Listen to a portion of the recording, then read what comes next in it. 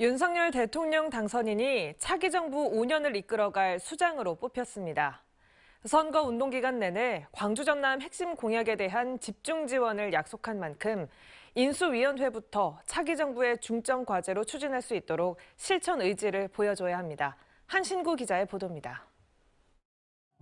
윤석열 20대 대통령 당선인은 출마 선언 이후 7번이나 호남을 찾아서 민심을 두드렸습니다.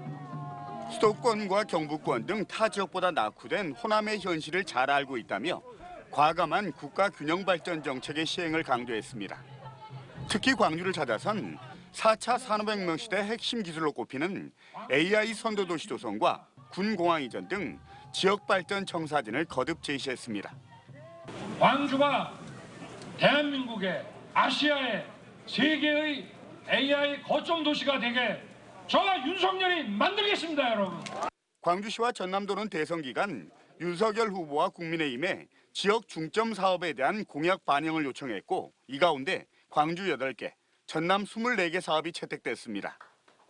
이제 관건은 이들 사업들이 차기 정부의 핵심 국정과제로 채택될 수 있도록 하는 노력입니다. 후보 때 표심 공략을 위해 공약은 했지만 당선 이후 공약 이행률은 높지 않았던 전례 때문입니다. 실제로 광주 공약의 경우 박근혜 정부는 14.5% 이행하는 데 그쳤고 문재인 정부는 80%대 이행률을 보이고 있는 게 그 반증입니다.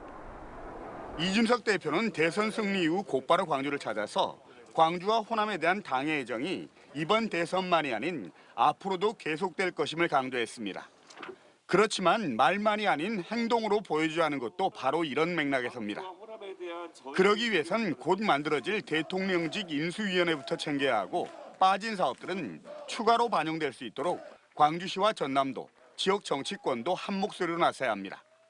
다음 주 수요일에 국정과제 선정 TF 회의를 개최해서 공약을 구체화하는 방안도 논의를 할 것이고 인수위하고 어떤 식으로 접촉을 해서 효과적으로 유례 없이 초접전을 보였던 20대 대선은 윤석열 당선인의 승리로 끝이 났지만 차기 정부 5년 지역 발전을 위한 지자체 간의 경쟁은 이제부터 본격적으로 시작됐습니다.